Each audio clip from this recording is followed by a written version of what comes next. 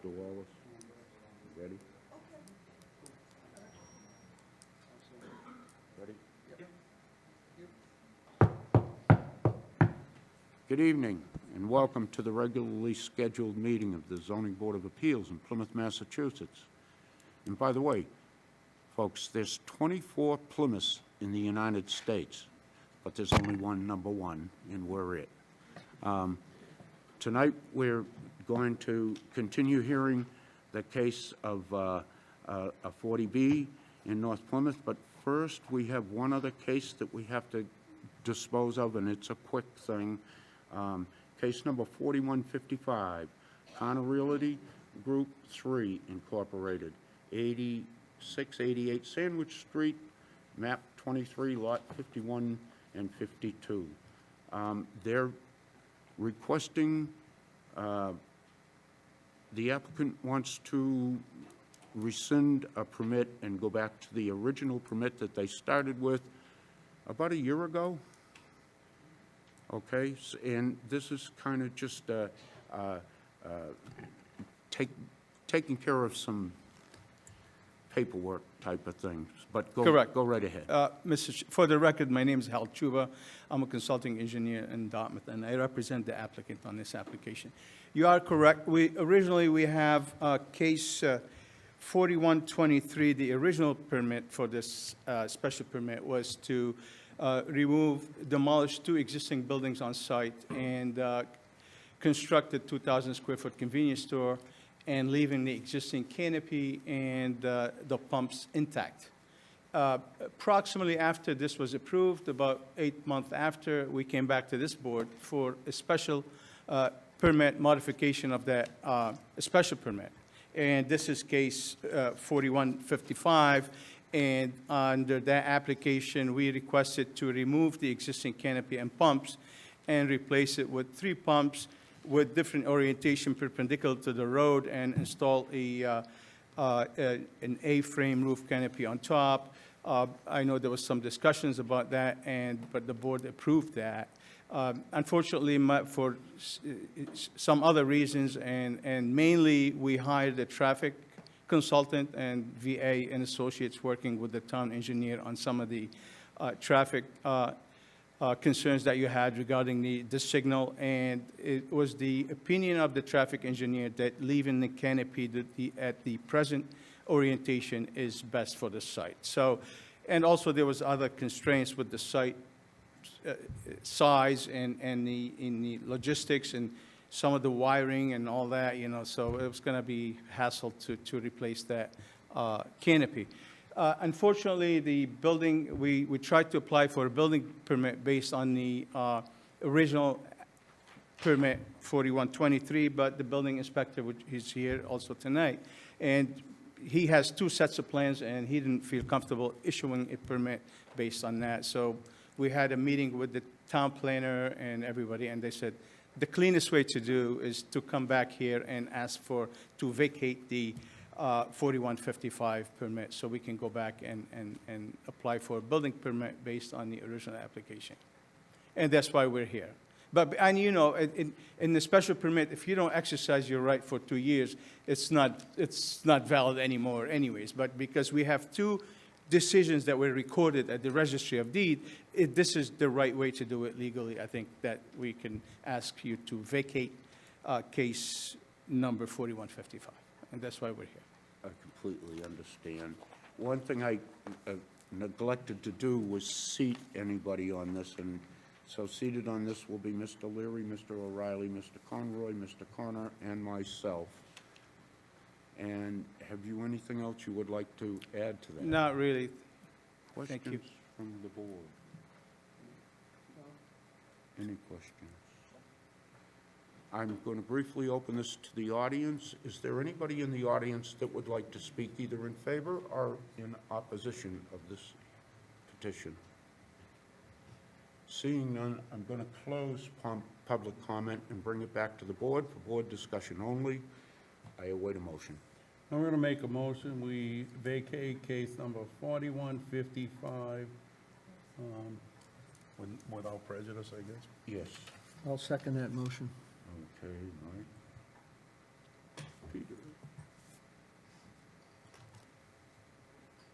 I have a motion to vacate case number 4155, and a second. All those in favor?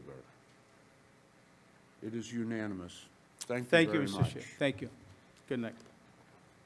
Okay, now we can move along back to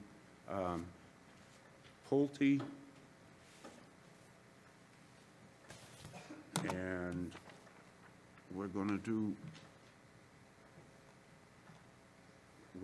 4183 and 4184 Pulte Group, continued from November the 10th. Who will present, please?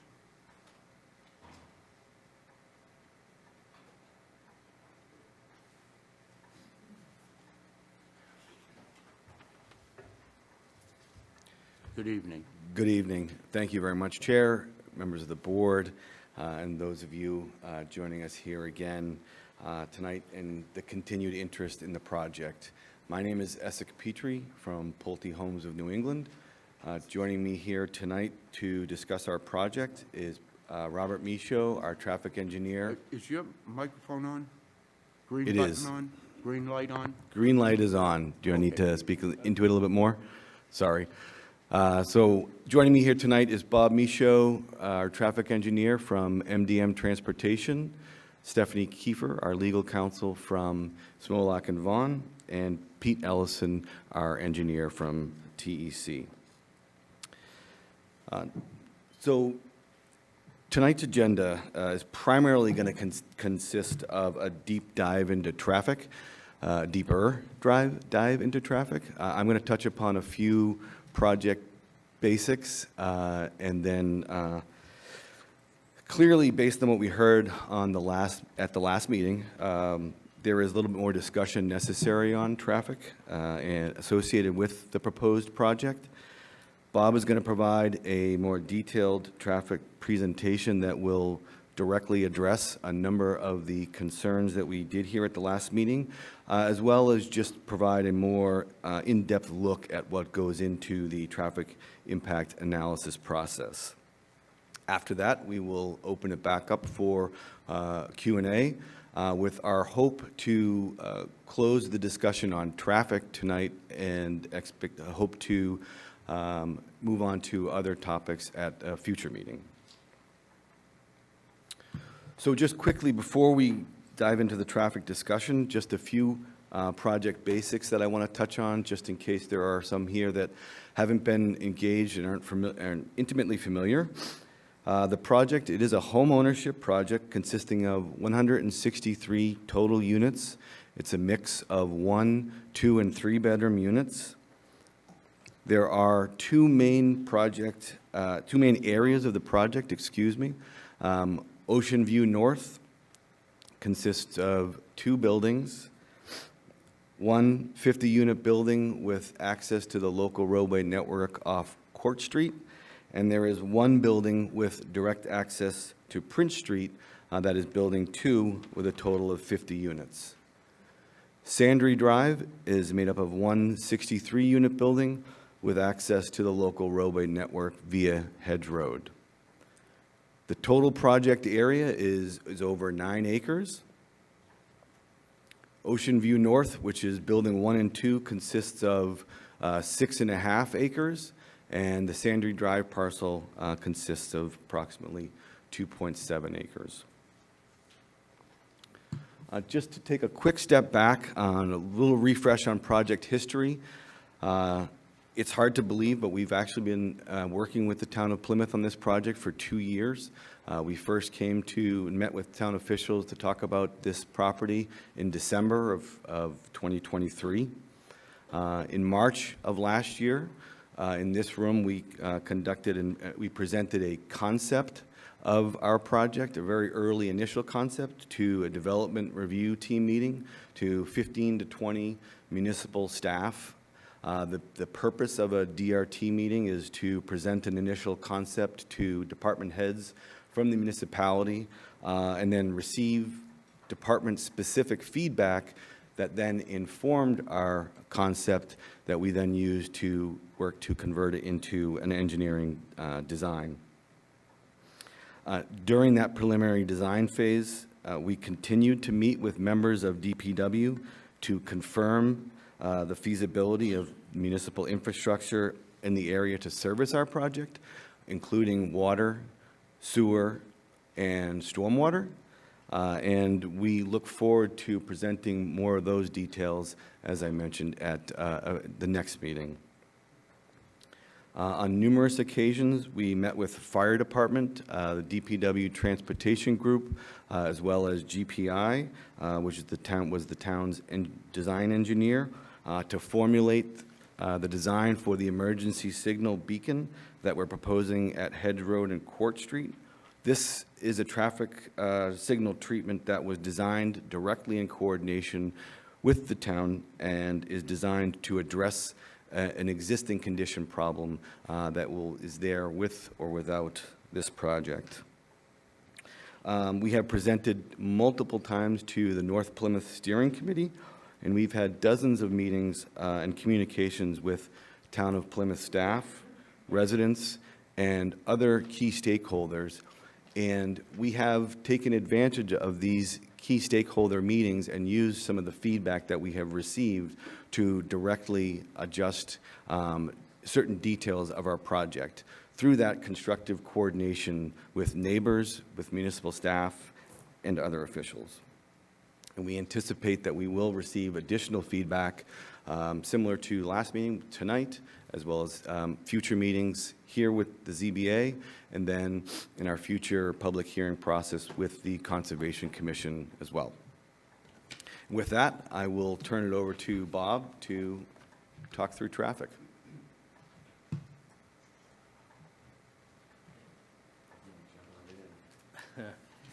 Thank you, board members. For the record, my name is Robert Michaud.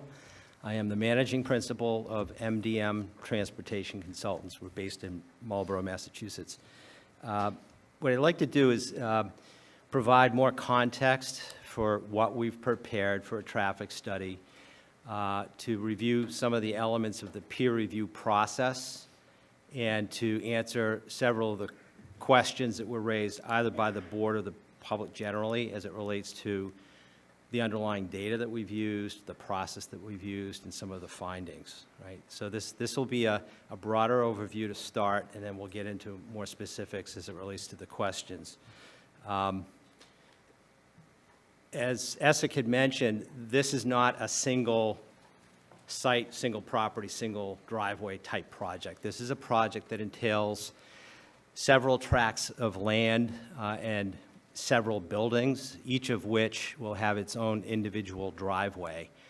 And if you look at Sandry Sandry Drive, for instance, the 63-unit site, it will have its own driveway off of Hedge Road, whereas the Ocean View North buildings, and there will be two of them, 50 units apiece, will either have a driveway directly onto Court Street, which is shown here, or we'll have, in the case of the second building, the driveway at the end of Prince Street. So by design, this project is separating buildings, it's separating driveways, and it's distributing how that traffic that is generated cumulatively will occur at individual driveways, right? So we're spreading that traffic out instead of concentrating it at a single point.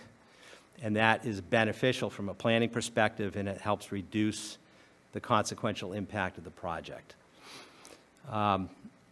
Stepping back, I want to remind the board what we've presented and the analysis that we've done is based on a very well-established protocol that is used in Massachusetts and actually throughout the country in terms of trying to define what project impacts are likely to occur and what mitigation actions are appropriate to offset those impacts. Mass DOT publishes guidelines on traffic impact and access studies following generally accepted industry practices that are published by the Institute of Transportation Engineers, ITE. We've applied those standards in this case.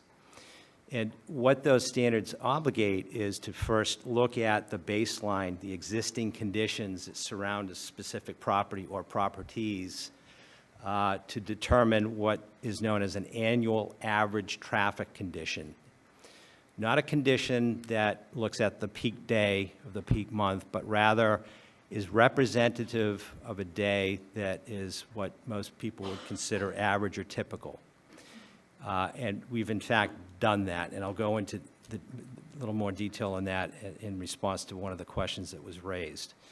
Once we've established that, then we look forward 7 years to understand what growth might occur in a community that needs to be accounted for, independent of the project at hand. That would account for general area growth patterns and trends, as well as specific projects as they've been identified in consultation with the planning department here in Plymouth. So we've looked at that 7-year horizon, and we've estimated that in the report. Once we've done that, we can then focus our attention on what we believe the project itself will generate for additional traffic that would be contributory and add further to that normal area growth. And we've used industry standard trip rates to accomplish that in accordance with the guidelines that MassDOT has laid out and that the ITE recommends as standard practice.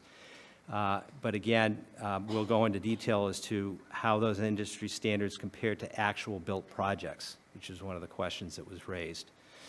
Once we've done that, and we've got a future year outline of what traffic conditions are likely to look like under annual average conditions, we do an operational analysis. We try to quantify how much delay is associated with individual intersections or driveways. And we use computer models to do that are, again, well recognized by MassDOT and ITE and serve as the basis for a well-formed traffic study. And that eventually leads to mitigation. What actions are necessary or perhaps not to offset those increases in delays or to address safety-related issues that were identified in the course of preparing that study. So all of that's been encapsulated and reported in 2 separate traffic impact and access studies, one each for Sandria Drive residences and one for the Ocean View residences. And I'll point out, and this is another question that came to bear, is what about the cumulative impact of all of that? Well, in fact, each of those reports accounts for the other. So we have incorporated the impacts of all of the project units that are proposed, the 163 units, in each of the studies, right? So now, having submitted that, it's been subject to a very thorough peer review process. And as the board is aware, the peer reviewer is a technical expert who represents the town's interests, not the developer's interests. And they're intended to serve as an independent technical reviewer of submitted material. What they don't do is they don't produce new traffic counts. They don't produce new technical analysis. Their job is to look at the analysis and the data that's been submitted to determine whether or not it is submitted in conformance with good industry practices, is it consistent with MassDOT protocols and criteria, and then to look at the details of the analysis, having determined that whether that is the case or not, whether the analysis results are reasonable and done in conformance with these standards. They will often identify necessary adjustments. You know, perhaps there's some missing data, for instance, where there's a question as to the specific model that was applied to determine average delays. Those all come out of that peer review process. We have, in fact, been subject to that process. I believe that peer review is here this evening. To the extent the board has any specific questions as to what that process entails and what their findings were. But I will say that we have addressed each and every one of the technical comments that came out of the peer review process. And we don't believe that there are any outstanding or open technical issues that relate to that process at this time. Where that's all led to is a series of conclusions that are documented in the studies. That first and foremost, what we prepared follows industry standards and guidelines. And all of the technical aspects of what's been submitted address specific peer review commentary. That's now a completed process. What we submitted considers the combined impact of all 163 units, again, in a 7-year horizon. That is done in context of known town infrastructure projects that are currently underway, funded in part by the CVS project that was approved years ago for signal improvements at Cherry Street and that signal. So over this next 7-year horizon, we anticipate those improvements to be in place. And we believe that those will be going out to bid sometime in the very near future. Assuming all of that, we've demonstrated that there is ample capacity on all of the roadways in and around these project sites to be able to accommodate the trip increases that we're projecting in the aggregate for all units. That intersections, whether they're the driveways that serve the individual properties, or the signal at Cherry Street, or the intersection of Hedge Road at Court Street, that they all will operate at an acceptable operating standard, which is referred to as a level of service D or better. That's a well-established threshold, a criteria that's been applied by Mass DOT and local communities is defining an appropriate, acceptable amount of delay at an individual intersection. So we've met those standards and those criteria. And finally, because we've been engaged with discussions with Public Works, with planning, with fire, with police, and conducting in-field review, we've identified a near-term need that exists independent of this project, and that is safety enhancements at the intersection of Court Street and Hedge Road. And as the board knows, and as the public is most likely aware, there's a fire station at Hedge Road that, in cases of a call, has to navigate from that station to Court Street, where they'll often be delayed because of, traffic conditions that exist at the time. And what's being proposed by this developer is a project to implement a signal at that location that is operated, it's preempted, operated by the fire station. So in cases of a call, the fire station can activate that signal, stop traffic on Court Street, and have an easier time leaving the station and getting to where they need to go. Now, as I was presenting last hearing, and I wasn't able to stay for the entirety of this, but I've gone through the transaction, the records, the notes. There were several questions that were raised that we want to answer straight on. First, traffic volume data that was used. The underlying data was collected in February. Is that an appropriate month? Does that present a reasonable basis for the study? And I'll go into detail. We've made adjustments to that to reflect what's known as the annual average traffic condition for Plymouth. Secondly, what about traffic generated by the individual buildings and in the aggregate for the project? Are those estimates reasonable? We rely on industry standards. Are the industry standards reasonable? We point to specific examples, local examples of projects that are built that we've gone back and measured performance, and we've concluded that the ITE industry estimates are, in fact, reasonable. Third, what about individual driveways on Court Street, which is a busy roadway, carries more than 1,000 vehicles an hour during certain hours of the day? Is it appropriate to have a driveway on Court Street? And if so, are driveway restrictions in order? We contend, based on the analysis that's been submitted and peer-reviewed, and the fact that there are infrastructure improvements planned currently for Cherry Street at the signal, that combination of factors indicates clearly that a driveway on Court Street is viable and will sustain very modest delays, will not impede traffic flow along Court Street. And finally, again, I've covered this a couple times, but we have looked at the combined impact of both projects. We're not taking these as individual projects. We're looking at the combined or cumulative impact of both. So to start with the first question, traffic volumes, yes, data was collected in February. In accordance with Mass DOT criteria and standards, that February data has to be adjusted to reflect an annual average condition.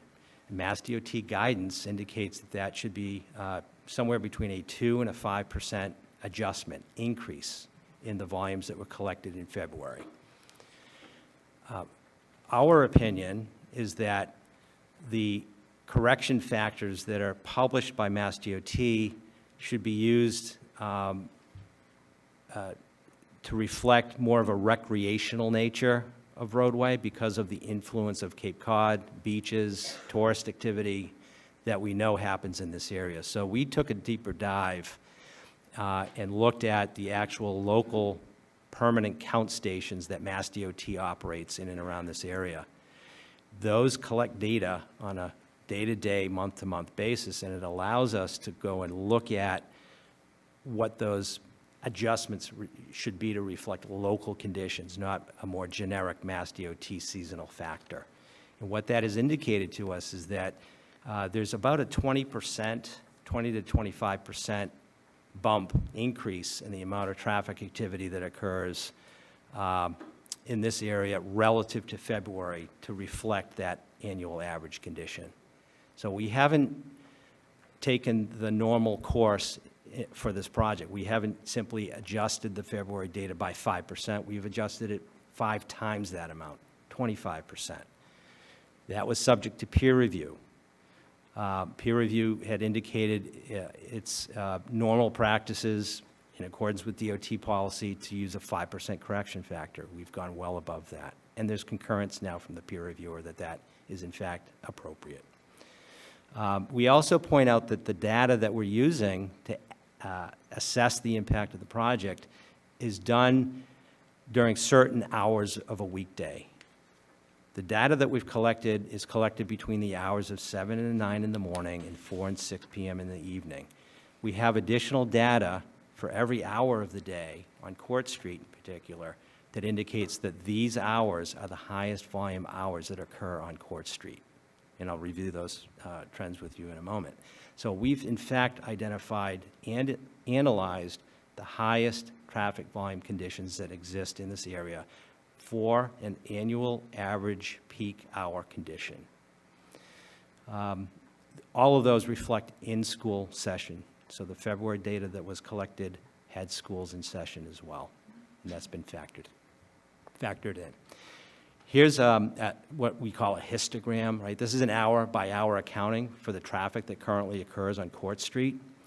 And you'll see that in orange, the highest volume hours prior to noon would occur somewhere between 8 and 9 in the morning, right here. So just over 800 vehicles an hour travel during that hour.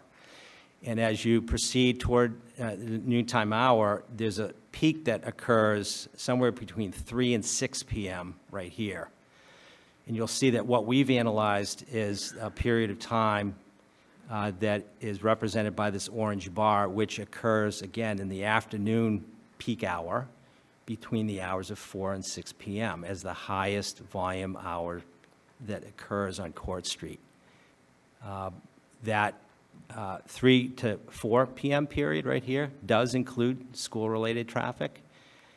The 4 to 5 p.m. includes some portion of school-related traffic, but it's as high, it's almost identical to what happens between 3 and 4, and then it precipitously drops between 5 and 6 p.m. So it goes from over 1,000 here to just over 800 here. So there's about a 200 vehicle reduction in volume that happens between 5 and 6 p.m. Now, how that relates to the project has to do with traffic and how traffic is generated by a residential use, a multi-story residential use, mid-rise in particular, projects that have between 4 and 10 stories of residential housing. And we've applied industry standards to estimate what that looks like, but we've done one better than that. We've identified a series of sites here in the Commonwealth of Massachusetts that we have counted to understand whether or not those industry standards are appropriate. And here are some examples of that. Now, one of these is Jonathan's Landing in Braintree. This is a Pulte product. It has 318 units, twice the size of the combined units that we're talking about here in Plymouth. We also look at the Ridge at Blue Hills, Braintree. It's a smaller project. It's more in line with the size that we're talking about here. It's 186 units. But we also look at other communities, Bedford Center. We have a project there, the Avalon at Bedford Center. It's 121 units. And projects in North Billerica, 178 units, and another one in Rentham at 240 units. All of these projects are representative of similar product that is being proposed here. I think with the exception of Avalon at Bedford Center, which has a combination of different unit types, that these are all mid-rise residential multifamily projects. So they're appropriate for comparing to industry standards for that type of a product. So these are aerial shots of each of those. This is the 318-unit Jonathan's Landing project. It's served by a single driveway. It generates just over 100 vehicles an hour during peak hours. And you'll see in the morning that's 111, in the evening it's 102. As a point of reference, again, this project is about twice the size of what's being proposed here in Plymouth. And proportionally, the simple math here is that if you took the 111 and 102 and you cut that in half, that's roughly where you should land with a project that is half that size. And that's, in fact, what the industry standards indicate. And I'll show you in more detail how that looks on a graph. 186 units at its different project is between 77 and 83 trips. This particular project is not served at all by bicycle paths or public transportation, right? It's truly a so-called suburban location that doesn't have the benefit of a rail trail, a bus service, or local retail amenities that you can walk to. Avalon at Bedford Center, again, a good example of a truly suburban location that is not well served by direct public transportation, trails, or bike paths, 50 to 54 trips during peak hours. North Billerica, 178-unit project, again, not served directly by public transportation paths or extensive shared-use paths, between 50 and 76 trips. And finally, in Rentham, 240-unit project, 67 peak hour trips in the morning, just over 100 in the evening. When you look at that in graphical format, this is what it looks like. And for each of those projects, if you average all of those projects together, you'll end up with what's shown as a colored bar at the end of this. This is an average of each of those applied to a 163-unit project. And what that shows is that what we would expect to occur when we compare that to ITE standards is this. On the left side, these are the averages of all of those projects that I just mentioned. On the right side of this, these are the industry standard ITE estimates applied to a 163-unit project. They're nearly identical. Right? In fact, the ITE estimate at about 60 peak hour trips is slightly higher than the average of those known operating facilities, which has 56 vehicle trips during that morning peak hour. In the afternoon peak hour, the observed numbers are 65, and the industry standards are 64. So these are real numbers compared directly to industry standard, and they very well support that the industry standard is highly consistent with reality and slightly higher than reality in the morning peak hour. If you look at a closer breakdown of that, these are the actual numbers that the average observed trip rates would indicate. A weekday morning peak hour, the number of vehicles coming into a 163-unit project in the aggregate would be 15 trips. ITE estimates 14. Exiting in the morning, 41 observed versus 46 industry standard. So the industry standard, the ITE rate, is slightly higher. Weekday evening peak hour, the reverse trends happen. You have a higher number coming in. The observed value is 40. The ITE estimated is 39. Exiting, observed 25. ITE estimate, 25.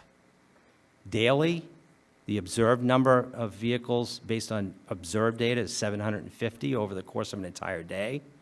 ITE estimates 740. So the point here is that the industry standards are very well-formed standards. They're based on a national data set, including Northeast projects just like the one that's being proposed. And more importantly, when we look at actual built projects in Massachusetts, in similar residential settings, or in settings, quite frankly, that are not served by bicycle paths, not served by immediate proximity to walkable retail outlets and centers, that are not well served by sidewalks, that even in those cases, the ITE estimates are equal to and sometimes greater than those actual conditions. If we look at how that compares to the analysis that we presented, this is an hour-by-hour accounting for all of the trips that would be generated by the combination of 163 units in this area. This is based on the empirical information that I've just presented. So we know on an hour-by-hour basis, those 740 trips are all accounted for in this bar graph. And you'll see that the highest percentage of that daily activity does occur between 8 and 9 in the morning and between 5 and 6 p.m. in the evening. These were used and added to the volumes that we observed in February that were adjusted up by 25%. So we know that looking at those peak hours is the appropriate time. There are other hours when there may be a school release, for instance, at between 2 and 3, maybe even between 3 and 4, that creates a surge in trip activity on Court Street in particular. We know that we've accounted for that, that we're looking at an hour of the afternoon and an hour in the morning when the highest level of traffic occurs, and we're adding to that all of the trips for these units. So that's the appropriate analysis period. Now, another question had to do with the driveway in Court Street. There is a driveway proposed just to the west of the Cherry Street signal. It will actually have the benefit of being relatively close to where that signal is. The signal itself creates gaps in traffic. And that's a known phenomenon to create opportunities for turns from unsignalized driveways, whether residential or commercial. We know that that particular driveway will only serve 50 units. We know that the total number of outbound trips from those 50 units in the morning is 14, based on the trends that I just described, and that 2/3 of that number, fewer than 10 vehicles, will be making left turns to leave the property. And we know through the analysis that the average amount of delay that someone attempting to make a left turn onto Court Street will vary from 22 to 28 seconds, which is within the acceptable standards of level of service D that I mentioned earlier. So we're meeting that threshold, that criteria that's defined as acceptable operation. This is the improvement at Cherry Street. For the board's benefit, it will introduce an exclusive left turn lane onto Prince Street. Today, that exclusive lane does not exist. And what happens during a peak hour is that if a single vehicle is unable to make the left turn because they're opposed by traffic in the opposite direction, they just simply can't get through that traffic, they'll back everybody else behind them, and that causes a long queue on Court Street. This improvement addresses that head-on. so that you're not going to have that queuing influence from that one or two or several left turns that want to turn onto Prince Street. The outcome of this improvement will not only be a capacity improvement, it will be a vast improvement in the pedestrian environment that serves Prince Street, the CVS corner, to the benefit of anyone who lives on Prince Street, who walks along Court Street, or you know, for school kids that need to cross here as well. The capacity analysis results, if we look at it in a letter grade form, indicate A's, B's, C's, or D's, depending on where you are. The intersection I just described is right here. This is the driveway that's being proposed on Court Street, just to the west of the signal. In the morning, that driveway is expected to operate at level of service C. In the evening, a level of service D, both acceptable standards. The signal today operates at B's. That will have increased delay as a result of average growth in the area. And then eventually, we'll add traffic to that from this series of buildings. None of those letter designations change. There's a very minor change in the amount of delay that's being introduced by these projects. You'll see finally at Hedge and Court, those currently operate at level of service C and D, similar to the driveway we're proposing here. They'll remain at C and D 7 years from now, independent of the project, and will remain at C and D once the project is built.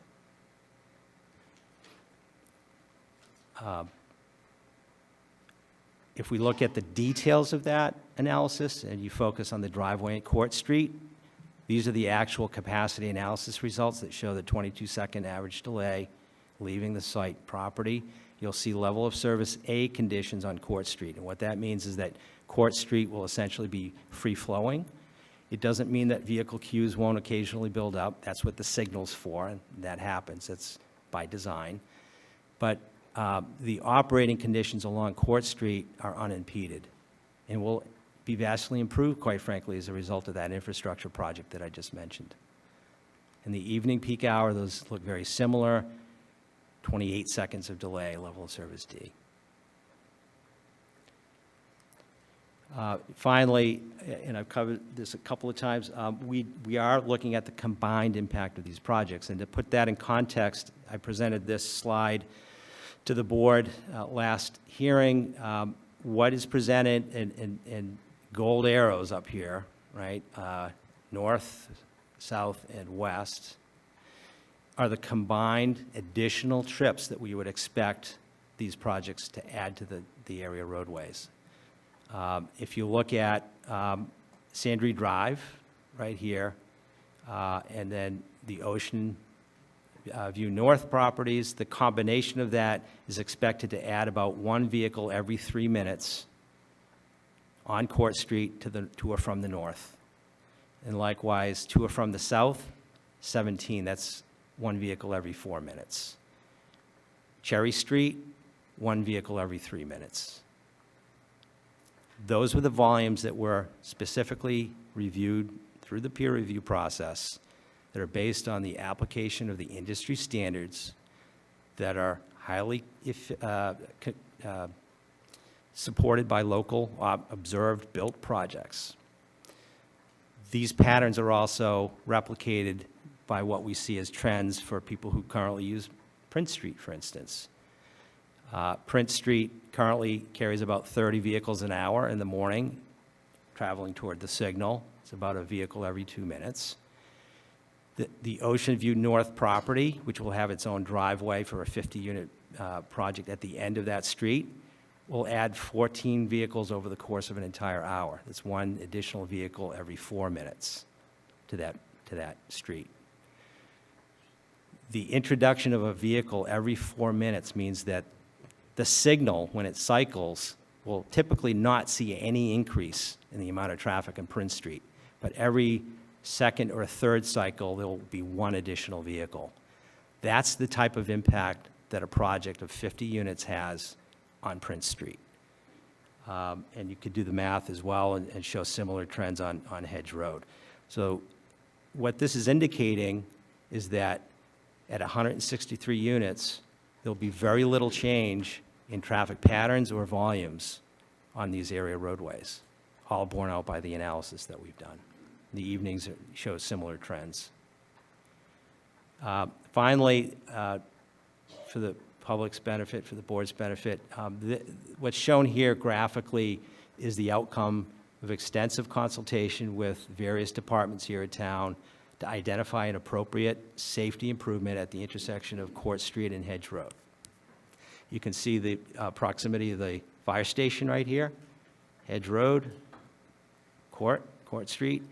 What's proposed is a mast arm assembly with signal equipment on it that would allow the fire department to activate the signal to stop traffic on Court Street so that they can have an easy path, easy route, unimpeded to Court Street if a call is placed at the fire station. Right. That's not an insubstantial improvement, and it's something that should be done independent of the project, quite frankly. That was subject to input by the designer of the Cherry Street signal, GPI. So the town had hired GPI to complete the engineering design drawings for the improvements at the signal. GPI was very much involved with the discussions of what appropriate traffic mitigation would be here, and this is the outcome of that process. So in conclusion, everything that we submitted conforms to good industry standards and practices. It's been subject to very thorough peer review. It considers the combined impact of all of these buildings. It considers the benefits of the infrastructure improvements at the signal, which will vastly improve traffic flow on Court Street, particularly during peak hours, and indicates that the relative impact of the project at 163 units will not change any of the letter grade designations, which are based in delay, at any specific location in town. And finally, I think there's a significant benefit of the improvements that I just outlined at Court and Hedge. So with that, I defer to the board for any questions that you might have or peer review at this point. Board questions? Mr. Wallace? Yeah. Mr. O'Reilly?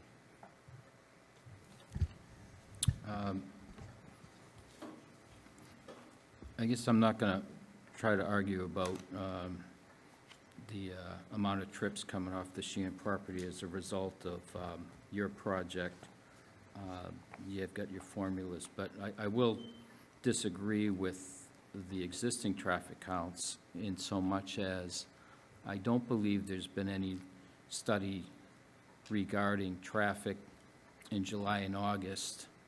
Anybody that lives in North Plymouth knows what it's like on Court Street when people are jumping off the highway in Kingston and trying to go around the backup. So I don't know if you have any data on that, but if you don't, I think it would be extremely important to the neighborhood. Good question, and I'll point out again that what we're obligated to look at is an annual average traffic condition.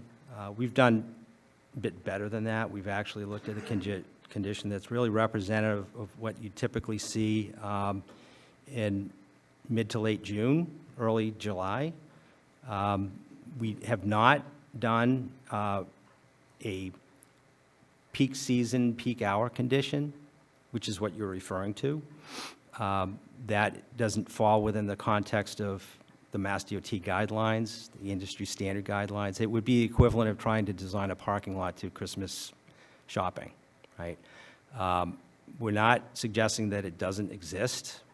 What I can say is that the impact of the project, whether it's summer or winter, will not fluctuate significantly, right? And in the data that I showed for the 5 or 6 built projects, we have that data from various seasons of the year. We have data for Jonathan's Landing, for instance, that we collected for an entire week in September, and then one back in October and in August, August, and counted the same driveway, and it's nearly identical in August as it is in September. So there's not a lot of seasonal fluctuation for the units themselves, the residential component, and I don't deny that traffic might be higher in August or late July because of tourist activity. But the relative impact of the project, even under those conditions, isn't going to change. In fact, it represents a smaller proportion of the traffic that would be traveling in and around these local streets. So the 8 or 10 days in July and August, you've averaged out, you don't have specific data for those particular weekends? We wouldn't adjust to those data points. It would be inconsistent with good industry practices. We're trying to identify the impact of a project under normal operating conditions. Is the person from Apex here?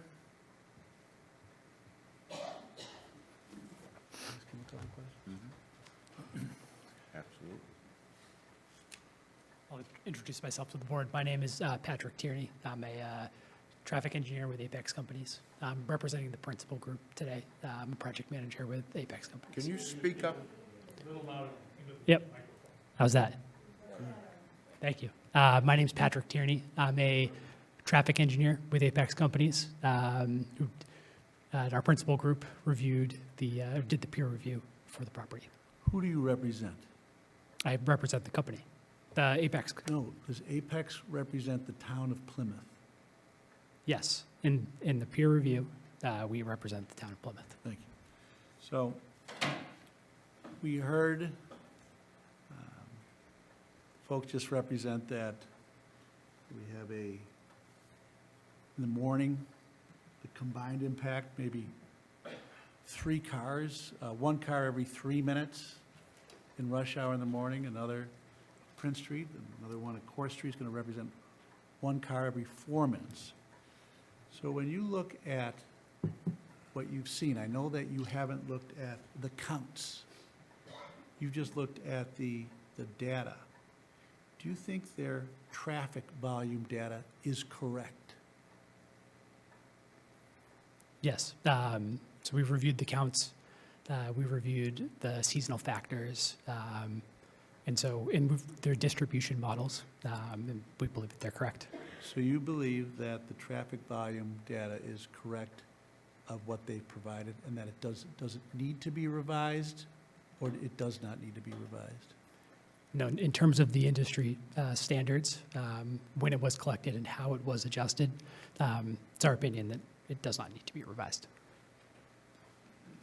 So the traffic volume count, you say, is the same, it doesn't increase at all, that you think it's fine, though, what they said, that their analysis of it going up every 4 minutes in the morning, that there's going to be 1 car. So you agree with that? Going on into Court Street during peak hours in the morning, what he represented, that there's 1 vehicle every 3 minutes. Do you think that's correct? Yes, sir. I live on a street that has about 15 houses, and we have about maybe 3 cars about 8 o'clock heading out of there. So in trip generation, do you agree with their analysis of the trip generation? Yes. Okay. In their capacity analysis, do you agree with that? Yes, sir. And you represent the town? Yes. So I'm somewhat baffled, to put it mildly, because I was thinking that possibly an independent traffic study should be done based on this. Would you think that an independent traffic study is warranted in this matter? I think that if the town is concerned and No, I'm concerned as a board. I think we're very concerned. So do you think a new traffic study is warranted? I don't think that that's a good question. I want to ask it, though. in the interest of the town, in terms of speaking towards if their study represents the traffic impact correctly, in terms of industry practice and how we evaluate a development of this type. I wouldn't recommend that. You would not recommend an independent traffic study? If the town is truly concerned, in which you appear to be, it could give you more data, but it's not necessarily something that could point to different results, right? They're taking They're taking their data and working it the way they see it, and that how they work their numbers is within the standard of the industry, is what you're saying. But the count of what they came up with could vary. yes, of course. All right, so that's very important. So what you're saying is how they took their numbers and how they analyzed their own numbers was within the standard of the industry. However, their numbers could be incorrect. Well, the purpose of the adjustments is to account for the variability in the data. So when the applicant applies the industry standard, they're accounting for the fluctuations in data to take a count that was performed in February Yes. and increase it into represent an average peak condition as the applicant had stated. All right, so what they're saying is that they took their numbers and how they possibly or adjusted their numbers is within the industry standard, but their numbers may be incorrect. And I'm trying to figure out, is it warranted to have an independent study done based on these numbers, is what I'm trying to get at. Yeah. And I feel a little wishy-washy from you, to be honest with you. Like, I'm not feeling the vibe, I'm feeling confident. So I'm going to move on at this point, but I don't, the numbers are the issue in my opinion, because I don't believe that at rush hour, that 163 units are going to generate one car onto Court Street every 3 minutes, one car onto Prince Street every 4 minutes. It just seems asinine almost, but. I understand. Michael? Peter? No, Mr. Michaud, that was, Michaud, is that how I say it? Yes, sir. Yeah, thank you, that was a very good explanation anyway, because as many times as I looked at the report, there's too many numbers in there, it's very confusing, so it was easier to have someone explain it, but to me, I'm not going to sit here and question whether he used the correct numbers. This is the line of work they're in, and this is what we've done over and over for every project, is we've hired a company to represent us, and if they're okay with it, I am too. Thank you. Thank you. One of the things we wanted, I want to make sure we get this right, too. I've been doing this for 37 years, and I've not worked on a project that we've revisited and counted at the end of the process, once it's built, that performs any differently, often operates below a standard that we've documented in a traffic report. So we want to get this right, too. To the question of variability, I pointed out 6 specific built known projects, right? So we're not making numbers up. We're simply validating that the industry standards, which are based on dozens of sites just like this, are in fact appropriate. We're not, creating numbers from thin air. We're actually applying a well-established, nationally recognized method of estimating traffic for individual buildings and in the aggregate for all buildings. We can look at any one of those projects that I pointed out that are built, go to Jonathan's Landing and literally stand at the driveway for an hour and count the number of vehicles leaving that property and apply the same exact ratios to this site, and they meet or are slightly below the industry standard. My reference to one vehicle every 3 or 4 minutes, I stand by on the following basis. We have 50 units at the end of Prince Street, as one example. We know that based on any of the built projects, that over the course of an hour, 50 units is going to generate 14 exiting vehicles over the course of an hour. Not in its entirety, but for every hour, between the hours of roughly 6:30 or 7 to 10 in the morning. You'll see that level of activity. 14 vehicles an hour represents one vehicle every 4 minutes. It doesn't sound like a lot because it's not a lot of traffic. There are many examples of this in the Commonwealth. And does it mean that the 14 might not be 20 during one of the hours, 6 additional vehicles? That could very well happen for a variety of reasons. But on average, that one vehicle every 4 minutes is what you will see. Could it be 10? Yes. Could it be 20? Yes, there is variability. One of the methods we used in producing the analysis is to project out 7 years. And what that allows us to do is to build in additional trip activity that could occur over a longer period of time to make sure that we've stress tested the driveway, that we've stress tested the signal at Cherry Street or the Court and Hedge intersection. By stress test, what I mean is that we would anticipate that there will be traffic growth in this area, regardless of this project. We already know that there are planned, approved, and other in-process projects that will add traffic to the area. So we've accounted for those in direct consultation with the planning department here in Plymouth. We've also looked at the annualized trend, the growth trends for the local streets here. We know that the long-term growth trend is a growth rate of about 0.2% per year.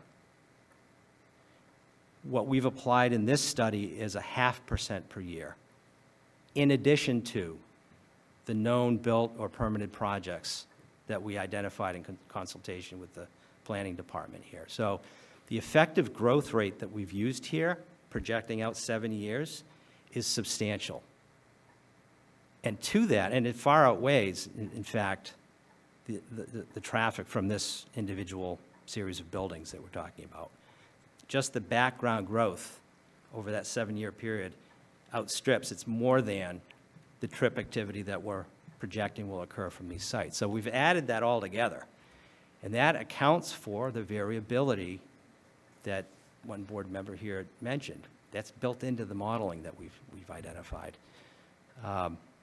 So we're confident with these numbers. They're not pulled out of thin air. There's many real-life examples. David? Thank you. I've got 2 questions. One is, could you share, you may have already done it, but how many, on those 5 examples of other places, how many parking spaces there are, as well as how many assigned guest spaces there are, just to understand the ratios, because I think in past presentations, we've not heard much discussion of assigned guest spaces. Right. We've heard about 1.7, 1.8 spaces per unit, but again, I'd like to, see a chart for the totals, because some of them you're adjusting to match the 163, the prediction. Sure. But just want to understand guest spaces as well as assigned, because I'm afraid in a local, already overcrowded neighborhood, the guests will park in the neighborhood, and it will get even worse. So that is a concern. And a related thing is, because I continue to remain overly concerned about Prince Street, but using your numbers, you said the overall project will generate, in the 3 buildings, about 750 Daily. daily added trips. Yeah. So so about a third of that's using Prince Street. So say there's 250 new trips on Prince, give or take, about a third of it. Well, according to your data, the current use on Prince is 728 per day. So adding 250 to 750, it's a 33% increase in the overall volume on Prince Street. Right, and that's precisely why we quantify impact during the highest hours of the day, Okay. to understand from a realistic standpoint what an individual motorist or pedestrian might experience, right? So it's hard to understand impact on a daily basis. Okay, well, I'm Right. not quite done with just, my arithmetic here. Okay. The other is Sorry. you said that the Prince, I think it was morning, would add 14 cars? Per I think, hour, Per hour. exiting toward the signal. Yes. And Prince now is 30 per hour. So adding 14 is a 50% increase in the Prince Street utilization. So, with your very own numbers, Prince is getting more heavily used. And, between that and understanding guest parking, I remain profoundly concerned over the Prince Street utilization.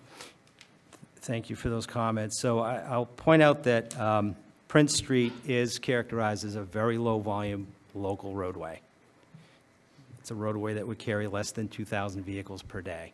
That's the definition of a low-volume local roadway, as defined by national publications, the Association of State Highway and Transportation Officials, et cetera. I'm not suggesting that we're not adding traffic, right? But, when I was, a young dad, I gave my daughters, a nickel and said, if you double this, you'll have 100% return on your nickel. At the end of the day, that's a dime. It's a small number. Same for traffic here. Impacts on low-volume local roadways, whether it's a 10% increase or a 50% increase or a 100% increase, is not a material impact. It still remains a very low-volume local roadway. The impact is measured as how long does it take to get out of my driveway? If I'm walking along Prince Street during a peak hour, what am I likely to experience? That experience will be an inconsequential impact from a project that involves an additional vehicle every 4 minutes. It is an impact, it's a small impact, and that's how the industry standards and methods of analyzing impact work. They look at, the pedestrian level, the driver level, and what the driver or the pedestrian experiences on a minute-by-minute or peak hour basis. To your question on parking, this is zoning compliant parking that's being proposed, right? So there's no question that what's being proposed is compliant with a local standard. I will say this, I do dozens of these projects every year. I've done hundreds of these projects over the course of my career. We have data that relates to the parking demands of these.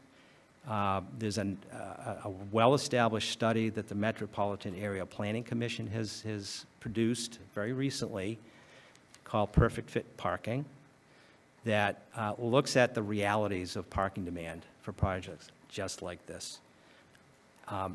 20 years ago, a parking ratio for a project like this would have been pegged at two spaces per unit. That was the going rate.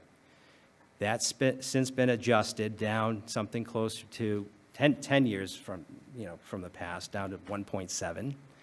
And in today's world, those ratios are pegged at 1.5 as a supply.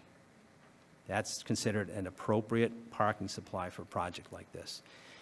Real data, which we have, shows that the actual peak demand for these projects is 1.39 spaces per unit. What's being proposed here is not only compliant with local standards and criteria, it's well above them. And it's well above the actual parking demands that we see from projects like this that we have databases for. It's also borne out by the MAPC study. It's very common to see a peak parking demand of 1 space per unit, and it sounds really low. I understand that, but look at the data. Vehicle ownership is coming down. There's higher reliance on Zipcar, car share, Uber, and other means of transportation. Families are simply owning fewer cars now, especially the younger set. So, the short answer is that the parking supply that's being proposed here comply with your local bylaw requirements. In reality, the actual demands of a project like this are well below what's being proposed for parking. So I have no concern about the ability for these to properly accommodate visitor activity, ebb and flow seasonal fluctuations, entirely within the property with absolutely no impact to the neighborhood. And I'm confident in that. I've got the data. MAPC has published the data on known real projects.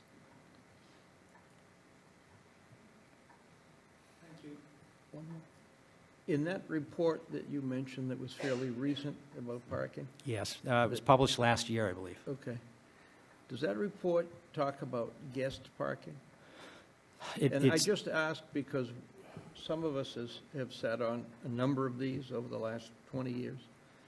And this is a bit unusual. In most cases, the applicant comes in with many more spaces than is actually required. Mhm. And they, in some cases, have increased them to the width that we requested. In all cases. In all cases, okay.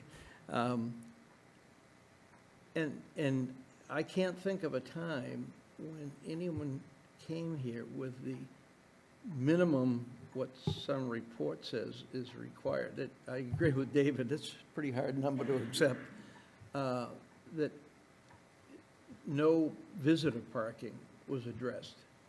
So you're going to have the absolute minimum that meets some state recommendations. And yet if I drive in there to visit someone, there's no place to park except on the street. I just, that part doesn't make sense to me.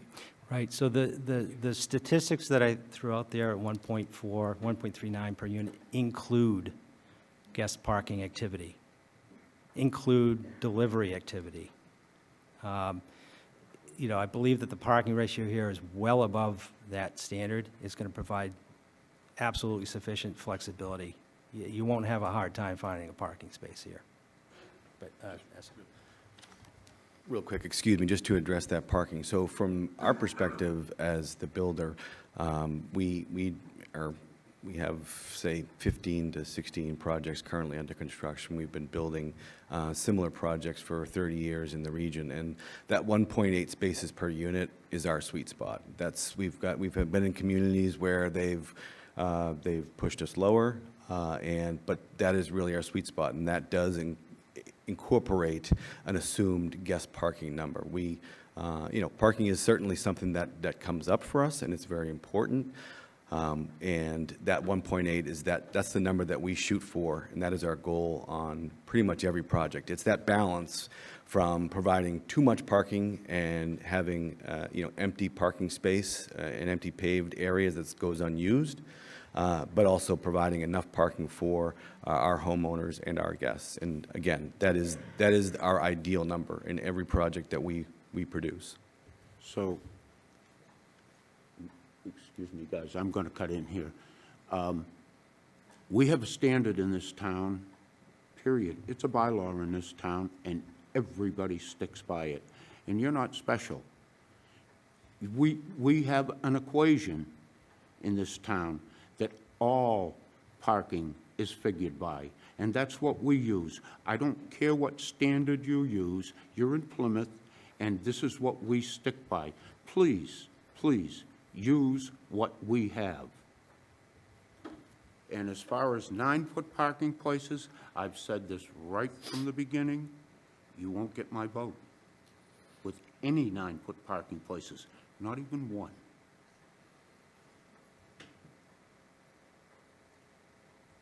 Anything else? Understood. No, and again, we have, we've heard the 9-foot parking discussion. We have accommodated the 10-foot spaces in the exterior, but inside the garages, they are the 9-foot spaces. But in the exterior, they are all been adjusted to meet that 10-foot request. And with no, from what I saw on the blueprints, and I haven't seen new ones because we haven't got them yet, what I saw, I didn't see any handicap parking in the garages at all. And you would think that that would be the very place you would want it.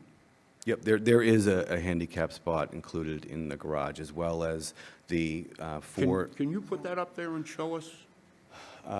Unfortunately, this presentation doesn't have that slide in it, but I'm happy to. We're going to be coming back here for sure It was in the previous slide deck, I apologize. This one in particular, I did not anticipate having this discussion, so it was not included, but I'm happy to add that for the next one and point that out as far as the handicap parking spaces that will be provided. Herein lies kind of the situation. And Peter and Ed and David and all of them will verify this. When people come to this board for a 40B, all of the information is here. And we talk about a lot of it. Now, we've talked about parking, this will be the third time. And we still can't put a blueprint up there to see what we're talking about. And from now on, when you come here, please be prepared for any questions regarding this 40B application, because it's all wide open. And one thing is relative to another. And if we can't nail down one thing, it's kind of hard to move on to the next thing. Okay? Understood, Chair. Denise, I apologize, I don't mean to put you on the spot, but do you know if the presentation from the last meeting is still available? I don't know. Go ahead. If not, that's, again, I apologize, I didn't have it included in this one, but I absolutely will make sure to include it. So, Chair, just quickly to touch upon the plan changes, so we are in the process of going through the peer review and town municipal staff comments and addressing them, and as opposed to submitting an updated set of plans to address each comment, what our approach is to submit one set of plans just to avoid version control issues, to go through all of those comments and requests and updates so that our final set of plans at the end of the process will incorporate all of them. But again, we can certainly provide that at the next meeting. Go ahead. Yeah, because one of my things, I wasn't going to get into parking. I thought we were just doing traffic here, but, so anyways, a couple things I had on is, one is, when you did change to the 10-foot on the outside and stuff, we never did get a revised plan, so I'd like to get an electronic plan of that, plus an electronic plan of the entrance to Prince Street. You know how you put a sweep instead of and we didn't get a copy of that either. That is outside of my control. Pete, excuse me, I believe we did submit those plans through the proper channels. And once we submit it to the town, it's outside of our control how it gets to you, the board. But those plans definitely have been submitted, though. Including the updated Building 2 entrance, as well as the site plan that shows the accommodation of the 10-foot spaces on the exterior. Okay, because I mean, I don't know, they probably went to DPW, but unless she gets it direct, she wouldn't send it to us. The other thing is, so I guess somewhere in my reading in here, I saw that the parking spaces in the building, those are basically sold to the residents. If I get that right? Correct. The garage spaces are for sale. Okay, so the one thing the same thing that has been brought up, a couple things on the handicap park, and I don't think it needs to be designated because of, they're basically sold and done by one apartment. But is there any chance you can find an area in there that they can have, how would I say it, the distance between the two, so that somebody, if they were handicapped, could have an access van?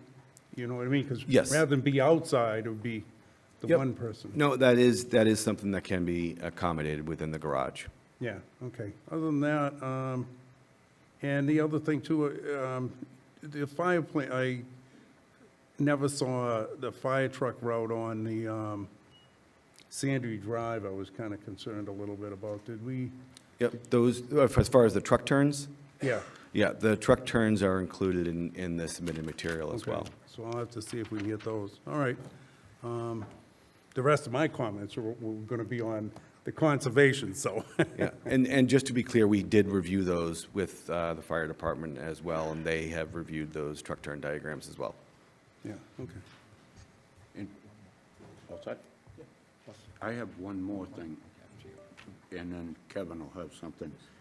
When you gave 5 examples of different projects, are any of them in a tourist town or on a tourist route? They're representative of various locations. So for instance, Braintree, Jonathan's Landing is about a quarter to half a mile from an MBTA station. It has bike paths nearby. It has the ability for folks to walk to a shopping center across the street, a restaurant, et cetera. So there's that type of product. The Bedford example is a much more suburban type example, is not close to public transportation, it's not close to bike paths, et cetera. So we've blended in various types of projects in different settings. So, Mr. Chair, your question really relates, I think, correct me if I'm wrong, as to whether or not a residential project and the traffic that it generates would be influenced seasonally by tourist traffic, et cetera. No, that really wasn't my question. My Okay. question was, is this compared to any other tourist traffic? And I don't think that your study did that, because it's not like one weekend and then it's all over with. It starts increasing late in April, and it increases more in May, in June, and July. And I don't see any statistics that show I see. how that correlates with what you are talking about. Sure. And Now that I kind of bothers me, because these people live through this every year, and now more people are going to live through this. And the second thing that you didn't take into consideration, I think, in your 7-year projection, is that there's going to be a brand-new cancer center right down the street pretty soon. The hospital's moving their entire cancer center up to Cottage Park, and that is a ton of traffic. Right. One whole end of the hospital is tied up with that every day, 6 days a week, and that's constant traffic. So, I'm skeptical. and you're right to be skeptical, and I'm glad to answer those. To your point on seasonal tourist-related activity, the 25% increase that we've applied will inflate the numbers to be representative of, and I mentioned this earlier, June-type condition. We know that traffic gradually increases from February all the way to the summer. And we see that by actual counts that are published by Mass DOT. Anyone can look them up. You go to the Mass DOT traffic volume webpage. You can see various locations where data exists. We know that between February and June, late June, that there's about a 20% increase in the amount of traffic that uses area roadways, right? That continues to grow, as you point out, in July and August. We've applied a 25% increase to the February data, so that the conditions that we're analyzing represent not only what might happen in February, March, April, May, but also June, or September, October, November, and December, and back to February. What that seasonal adjustment does not do is it does not look at, the third week in July to the, midpoint of August, when tourist activity may be at its highest level, truly a peak season condition. What we're obligated to look at, and what industry standards prescribe that we look at, is an average condition. We've actually gone above an average condition. We've looked at a condition that's stops just short of when folks might be inclined to go and see fireworks in the harbor. Right? So we've accounted for that. We've gone above what the industry standards have suggested for seasonal correction factor. We're above the annual average based on the 25% correction in volumes that we've applied here. I will also point out that your own design consultant, GPI, has produced its own analysis of the Cherry Street signal that formed the basis of that design. The data that we're presenting here is equal to or greater than the volumes that your consultant has produced for that very same intersection. So, you know, we're not cutting corners, and we're doing everything in good practice here. You know, the amount of traffic that the site itself generates is not likely to fluctuate. But I think, to your point, the street volume is based on tourist activity would, and we've accounted for that, reasonably accounted for that. Any other board? Yes, Peter? Just one question. What prompted you to go far beyond the recommended numbers that these, is that just your experience? I It's mean, my or was it practice. something to do with where this project is or something? Well, I mentioned I like to get things right. I always take a conservative tact. I want to know, as a professional, whether or not we're close to a threshold that might bump an intersection into a failing condition. I'm comforted by having assumptions that are more conservative than they need to be, but not overly conservative. So in every report that my firm has produced, we always take what I call the high road, and we've done that here. Okay, You know. thank you. I don't Excuse know me. if, oh, go ahead. Go ahead. Sorry, I apologize. No, that's fine. Chair, I just wanted to go back. Thank you, Denise, you are a rock star. So this is the previous, and I can't advance it. Let me go, see if I can advance it. I'll save you a minute or two. I went back to the November 10th, and the 10-foot spaces are all there on the outside. It's in their October 25th set of documents. So thank you, Denise, but I looked also. So Okay. we did get it in. Yeah, We got it, building 1 and building 2. Excuse me, sorry, that wasn't clear. Thank you, David, I appreciate that. So, Chair, so this was, again, this plan has been submitted. You're correct that this is a little bit more detailed than the very original version. When we first met with the board, there were some questions, in particular on what those squares were and some of the dimensions associated. To be clear, I admit that they do look a little confusing. Those are not structures, those are floor drains. And these pictures show where that area where those floor drains are as being clear, and it's a very wide open and clear garage space. But I know, not expecting anyone to be able to read this one, but this plan was submitted, and we did add more detail, including additional dimensions to the plan as was requested in that initial meeting. Again, thank you, Denise, for pulling this up. Oh, yes, and sorry. So, yeah, and as far as the ADA space, while we have this up here, you can see how there's that striping available directly adjacent to that. Thanks, Pete. I don't know if it's appropriate now to talk about pedestrian access and sidewalks, or should we, since we're talking about transportation? As far as I'm concerned, Kevin, and the rest of the board will tell you, it's appropriate to talk about anything in this filing. All right, so there's a reference regarding Hedge Road and Sandry where it says, MDM says, the proponent will install a sidewalk along the site driveway to provide a connection to the existing sidewalk network along Hedge Road. Well, anyone who's been down Hedge Road knows there is no network. It's a mishmash of sort of, there's a sidewalk in front of the condos, there's no sidewalk.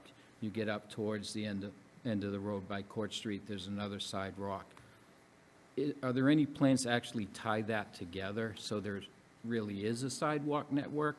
Or are people going to have to get on the sidewalk by the rail trail, jump off, there's no sidewalk, go to the condos, another sidewalk? I don't know if you folks have been out there or not, but it's pretty clear there's no sidewalk network out there.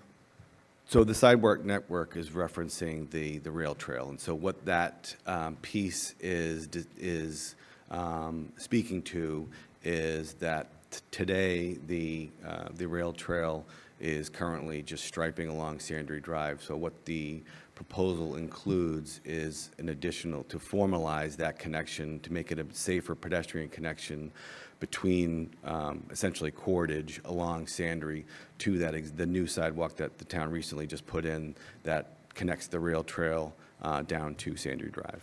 So just to the rail trail, not up to Court Street? Correct. Yes. So I'm concerned about safety. What does the board feel about an independent traffic study being performed to address the counts? If you want my opinion, Ed? Yes. I don't support that, because I don't see that the numbers will change that much, if they do change. And secondly, a time period, we're under a time frame here. And to do a traffic study and then have it peer reviewed, and the town has to pay for all of that, just is, it just won't happen. I mean, So if we had the petitioner agree to the extension of the time, I'd like to hear out the board members on what, if we did get an extension on the time for this. what do I'll you- ask 'em right well, no, now. I'd rather hear what the board, I want to hear what the board says first. Is it all right that we poll the board and what they think? David, what do you think down there? I think it would be worthwhile.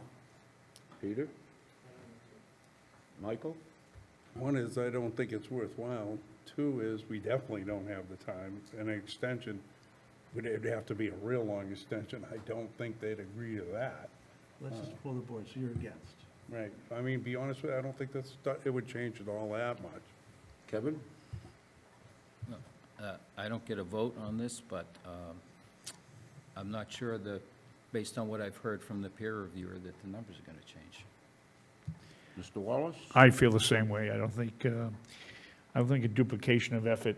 We've had peer review, we've had the company who represents the town of Plymouth. I don't see a value in. And nor do I. And so it's, two people would like to have it, and 5 of us say no. So Thank you for considering. that's quite all right. Any other questions from the board? At this point, if you have nothing else to add right at this point, or do you? So just before we break to open up the session, I just wanted to, on the previous slide deck, I was hoping that we would be able to come back to the board, potentially, if it pleases the board, at the next meeting to discuss civil site and natural resources. We can talk about that after public comment if you Yeah, prefer. we'll talk about Okay. that at the end. Sure. Because Denise is going to need some time to look at her calendar and Sure. everything, so. Yes, please. I just want to address a question that Mr. O'Reilly asked you. We obviously know you've been up and down Hedge Road.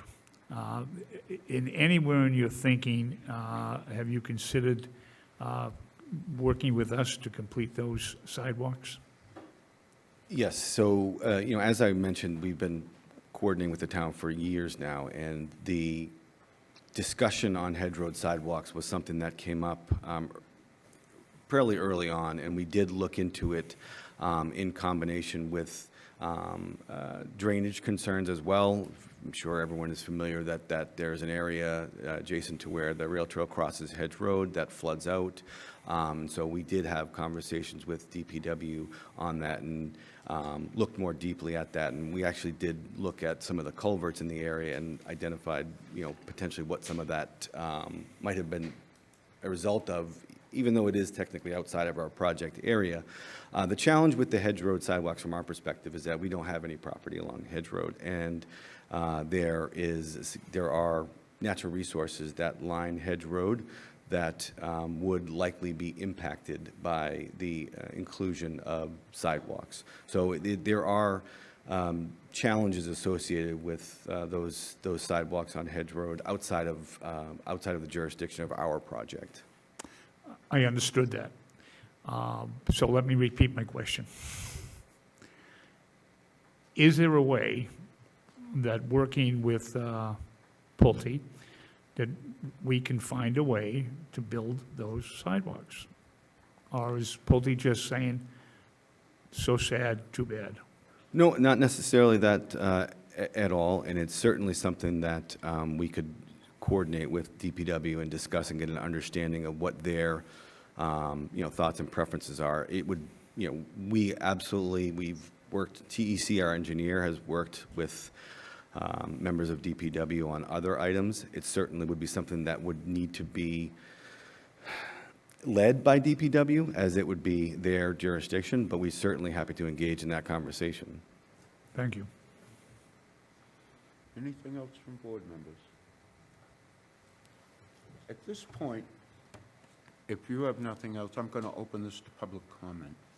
I would ask the folks, if you've heard information tonight and you want something clarified, just ask the question, but don't try and have a back and forth conversation with the petitioner, because we can't have that. And also, I'm going to allow 3 minutes for every person so that we can try and keep going on with it.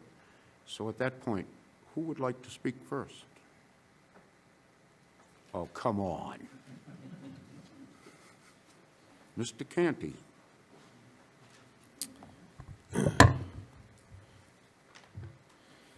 Thank you, Mr. Chair. Kevin Canty, member of the Plymouth Select Board and North Plymouth resident.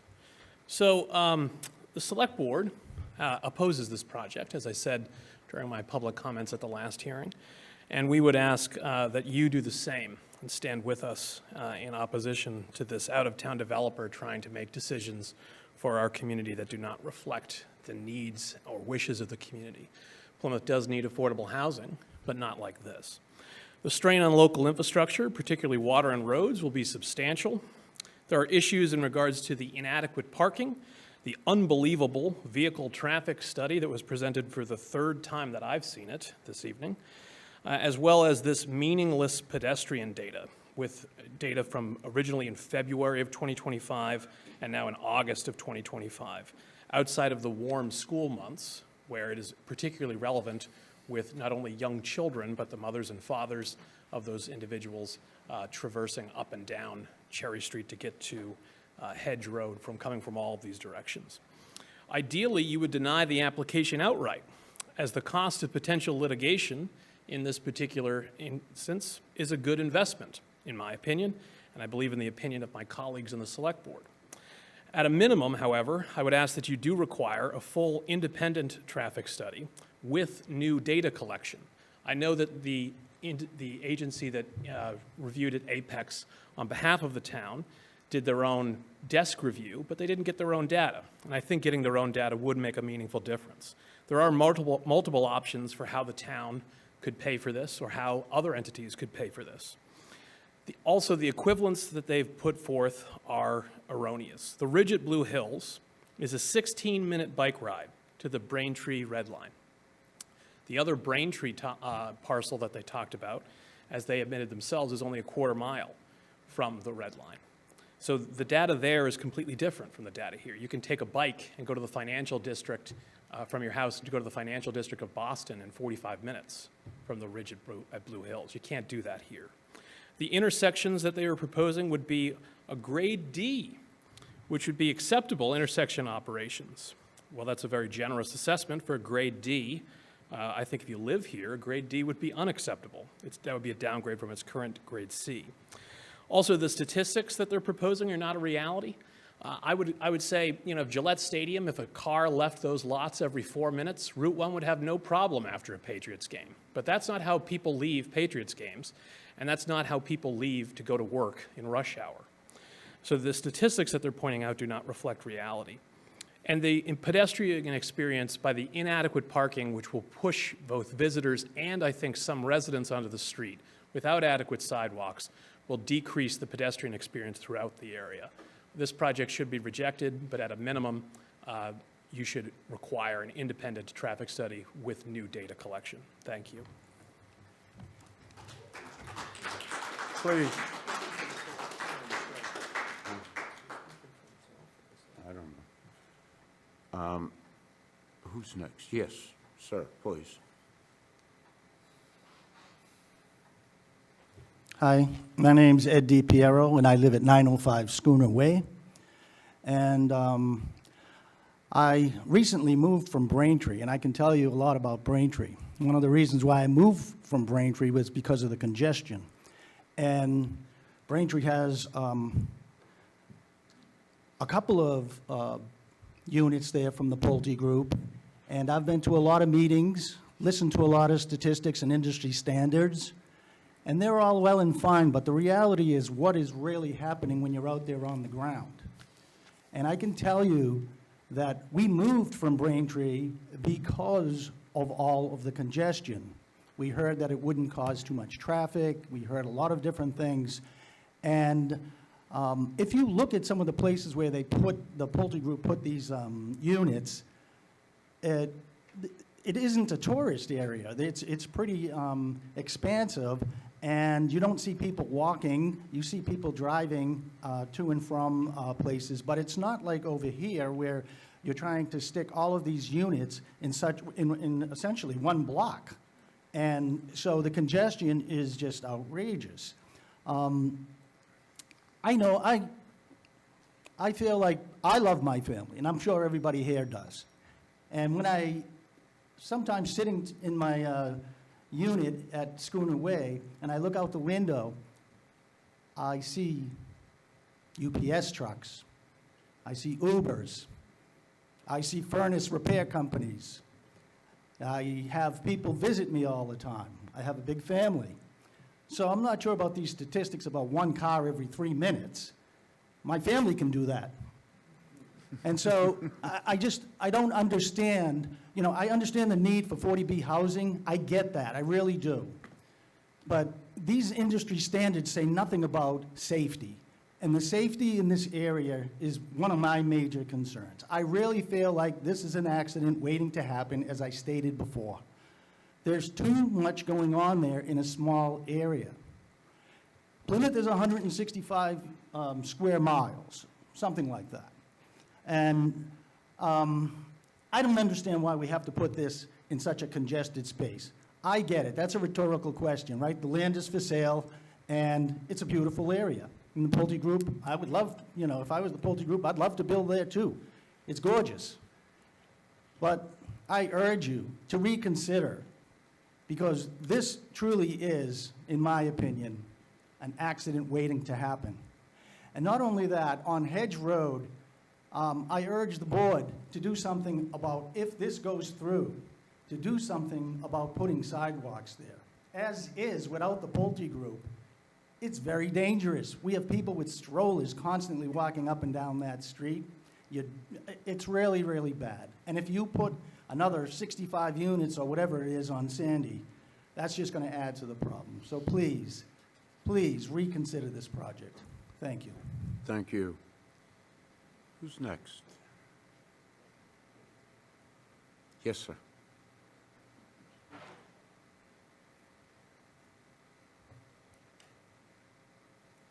Good evening. My name is Robert Zuccaroli. I'm a town meeting member from Precinct 1. Again, I'd emphasize the board to reject and deny these permits. This impact study was done in February. It did not include June, July, and August, and the adjustments were desk standards, desk calculations at best. I would echo Mr. Canty's request for an independent traffic study. The communities that were highlighted in the presentation tonight bear no resemblance to Plymouth whatsoever. In answer to Mr. Main's question, were they tourist towns? The answer to that question is no. The streets do not imitate Court Street in 3A. Parking, especially on Prince Street, is an issue. These communities, these projects are close to mass transit and proximate to highways. There was an elderly housing community at the end of Prince Street. That was not addressed. Traffic and parking on Prince Street was not addressed. Emergency access and emergency vehicles on Prince Street was not addressed. Guest parking was not addressed. And proximity to two churches, both have services on the weekends, were not addressed. Traffic was not addressed. This is a constant seven-day-a-week issue. None of that was addressed. Only two improvements were made, a light and a left lane turn. Industry standards, my question is, how were they generated? What were the industry standards? Are these observable data, especially on Prince Street? Have you looked at Prince Street? Have you stationed someone there to see the traffic and the impact that is on Prince Street? My venture would be no. The same ratios cannot be applied to Plymouth and North Plymouth as were applied to the other communities. Activity is not represented as it was reflected. So I would ask the board to deny these permits. I would echo Mr. Canty's request for another independent traffic study. And I would also say that these 7-year projections are not enough. Thank you for your time. Thank you. And by the way, I read your letter again today. Thank you. Thank you very much. Who's next? Please feel free to read that out loud if you'd like. No, but I did reread it. Thank you for the information. Thank you. Who's next? Yes, sir.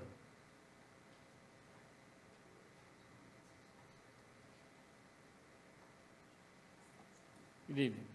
Mike Angarami. I live on Atlantic Avenue in Plymouth. I have, well, 3 things I think the board should consider or the traffic study should consider. One is, I noticed the number of cars is based on a standard. But when I think about it, I think about the number of cars by the number of residents that drive them. And then I think about, okay, how many residents out of 160 units are there going to be? 300. Well, make it 280, you know, whatever you want, you know, whatever the right number is. So how many of them have to work? Which means they have to drive a car out of the property. And I think if you check that, you would see if it was 20% of 20% of the population or the residents, you're talking 20 cars per 50 units. I'm just, I wish I had a piece of paper and a calculator. I'd come up with something a little bit better. But so consider that.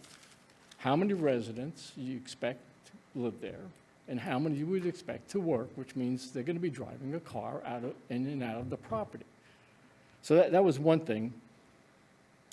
And it seems to me, and I might be wrong, because a lot of data comes up very quick. And by the way, it's hard to read the little number. You can't read the numbers of this. If you could up those, that would help, you know, communicate what you have. But all the studies seem to be focused on what's going to hit Court Street. And I know we talk about Prince and talk about Hedge, but what's going to happen to Prince Street if you add 14 cars an hour? And then what does Prince Street have for residents? And how many are they adding into that? So it almost sounds like you'd be in the 30 range per hour, cars up and down Prince Street during high traffic times. So take a look at that. And to that, and I don't know if your studies include how many lanes are on that road that you're studying. Because Prince Street is a 1-lane road. Hedge Road's a 1-lane road. Especially with people parking on the streets, it gets to a narrow 1-lane road on Prince Street. I've been up and down it a couple times. Hedge is a little wider, but not that much wider. So that was something I think should be considered in these studies, or looked at. And lastly, I'll be honest, I didn't do my homework and look at your slides from last time. But today I heard 14 vehicles per hour. 1 car every 3 minutes. Well, 1 car every 3 minutes is 20 vehicles. So I'm sure there's some sort of calculation done in there, but it didn't make sense to me when I heard those 2 numbers. Unless I'm wrong in my math. I just did it in my head. It doesn't always work out that well. But so those are the 3 things that I'd like to make sure that it's addressed, you know, if there's a comeback or some clarifications to come out of that. Thanks. Thank you. And I'm sure they're taking notes. Yes, in the back. Yes, ma'am.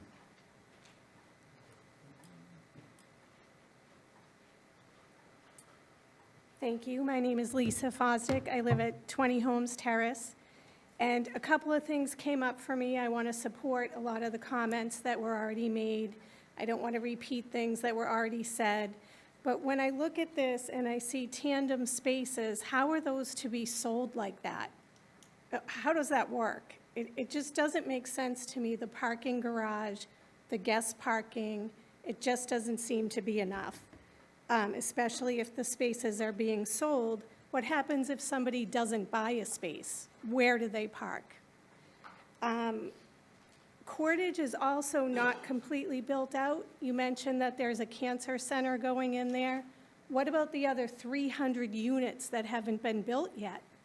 Has that been taken into consideration with the feasibility, the traffic study? Benny's Plaza will be developed. There's the dealership that's empty now.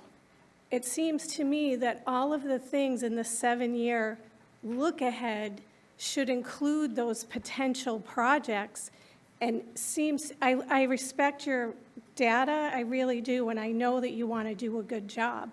I just beg you to think of our community as not just data and not just industry standards and averages. Our community is special, it's unique, and we want to keep it that way. And if Pulte can reduce the density, if nothing else, I think we need to really seriously be considering that as a pushback. And I hope that we deny the approval. A few other things are, we've already talked about the churches. What about a snow emergency? How is that going to play out when already now you can't park on the street during a snow emergency? So those are the things that I wanted to bring up. And just to bring up again that none of the properties you used in your study are a direct comparison. Folks are going to be living on the water and having lots of visitors and activities going on. I don't think it's the industry average. Thank you so much. Thank you. Who's next? Yes, sir.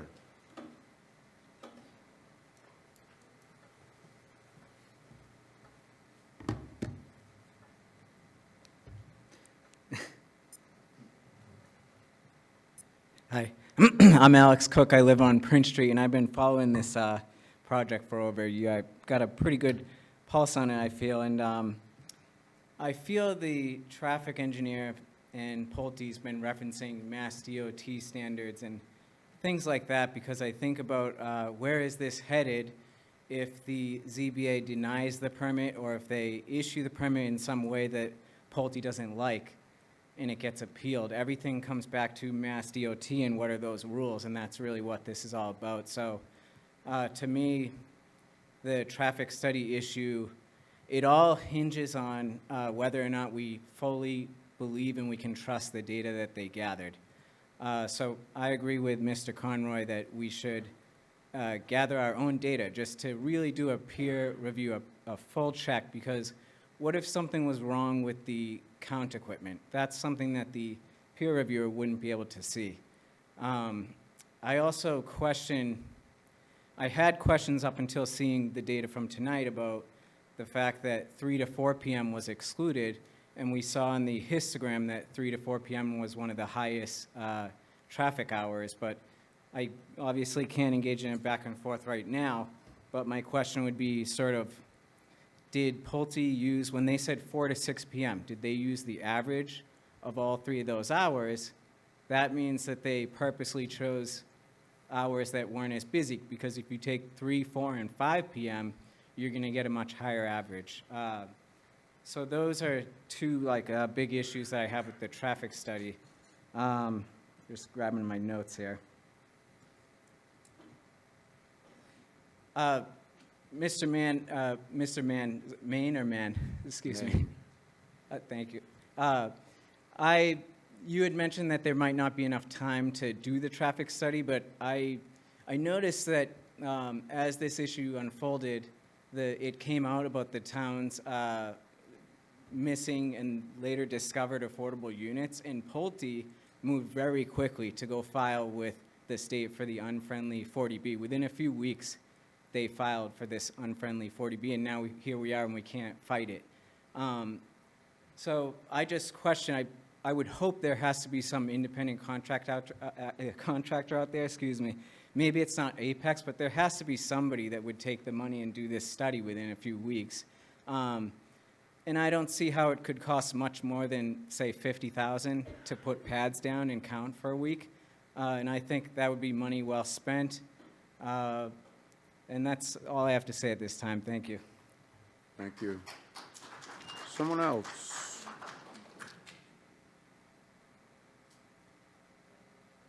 Yes. Good evening. Carol Jankowski. I also live on Prince Street.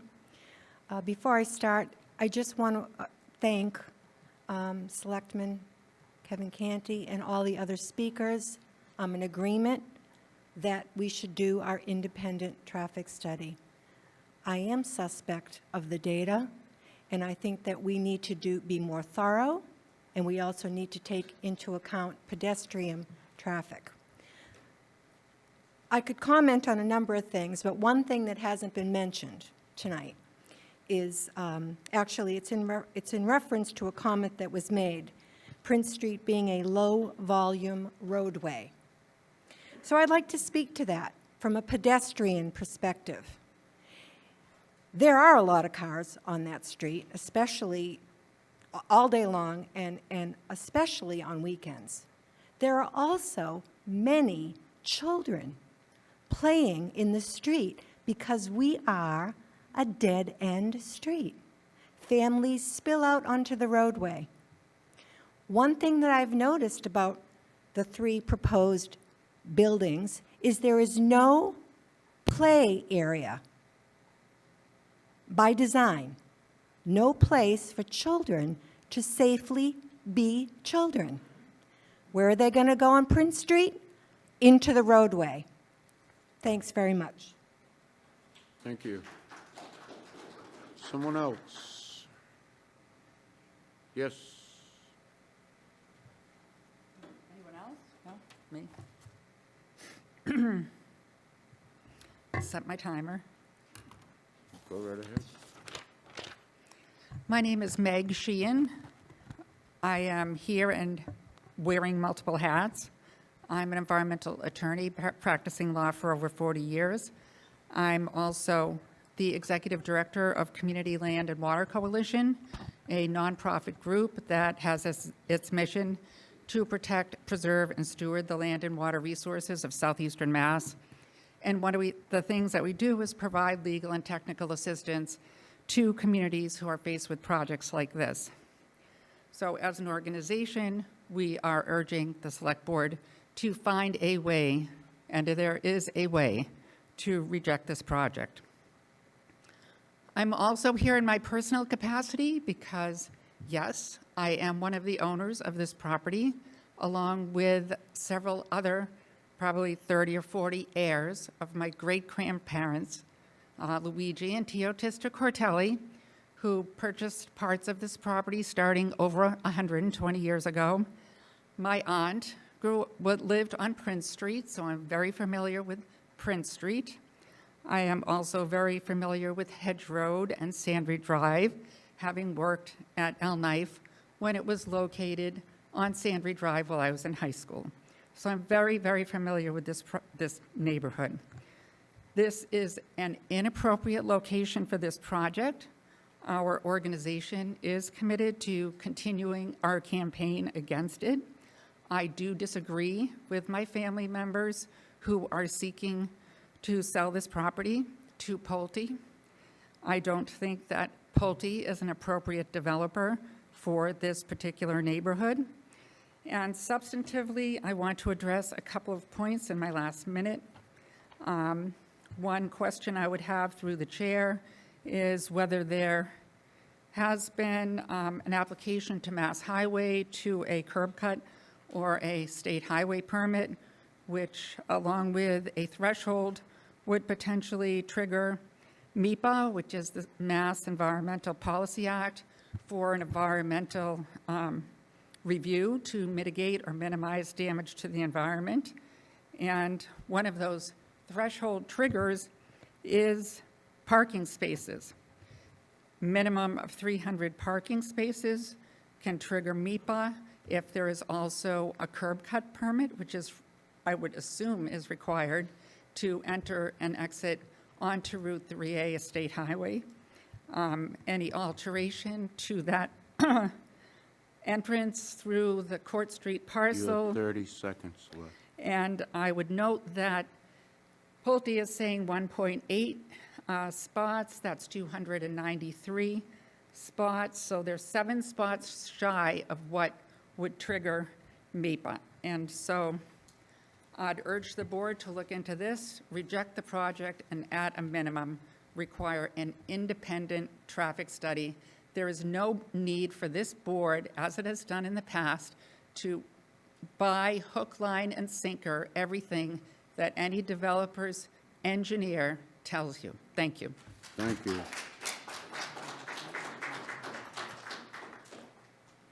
Next. Yes, please. Hi. Karen Edwards, 23 Prince Street, High Cliff.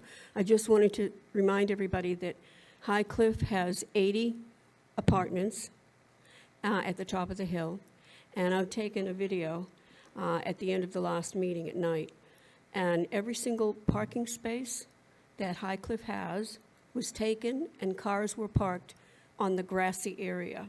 So that means that there were 50 cars parked, some illegally, for those 80 apartments. And those cars are going to be go down the hill and advance into Prince Street right there. I just wanted to remind everybody of those numbers, okay? More cars. Thank you. Thank you. Someone else? Yes, sir.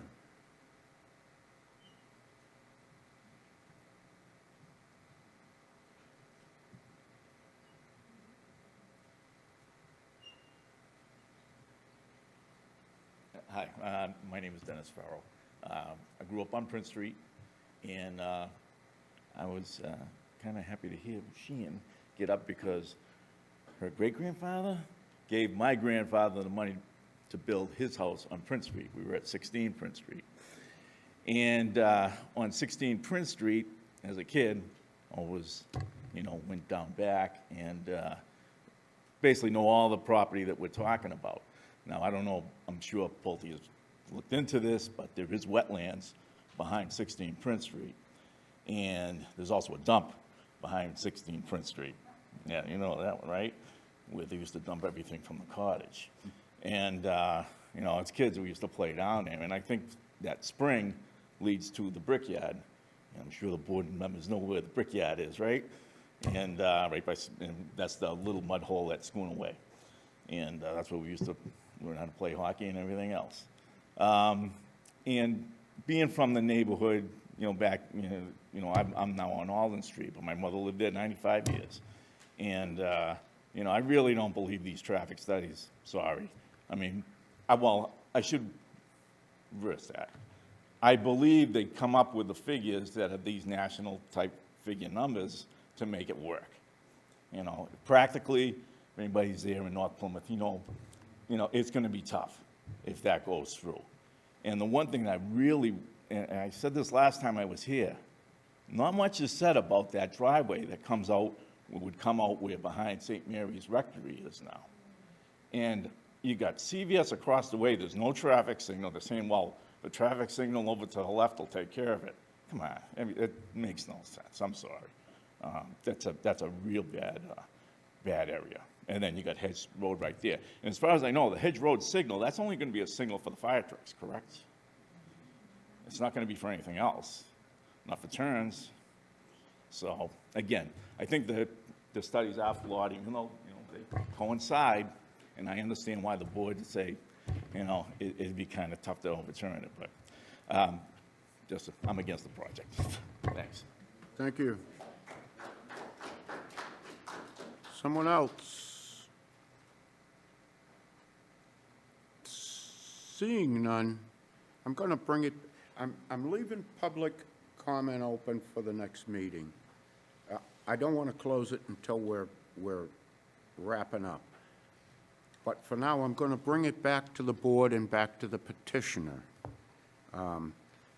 You've kind of heard some of the people and some of the things that they're concerned about and would like to address. And you also talked about the next meeting, which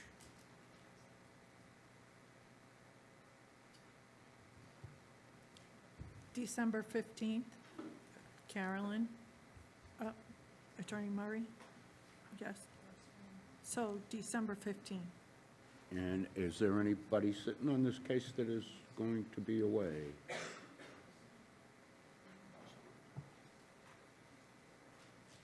boy. Well, we got David here. All right. Will December 15th give you an adequate enough time to put together the information that we've asked for? Yes, and we'd also look forward to presenting the civil and site plan review and comments, as well as, if it pleases the board, we would like to have a natural resource expert come and do a presentation, as we will not be in front of the Conservation Commission prior to the board making their decision. So we are asking if the board would like to hear that, and we are absolutely offering to have that presentation as part of that December 15th meeting. Okay. Your schedule, what, January 13th for conservation? Is that right? No, well, if it's on there, it's being continued. Okay. We are currently not going to be scheduled to present to the Conservation Commission. Okay. Outside of our control, we submitted to present to the Conservation Commission, but we were told that we need to wait until this board makes their decision. So as a result, we would like to present the board with the presentation that we would be giving to the Conservation Commission. We've talked with Patrick about this. Patrick is on board with it. And I believe the commission has submitted 2 letters, comment letters as well.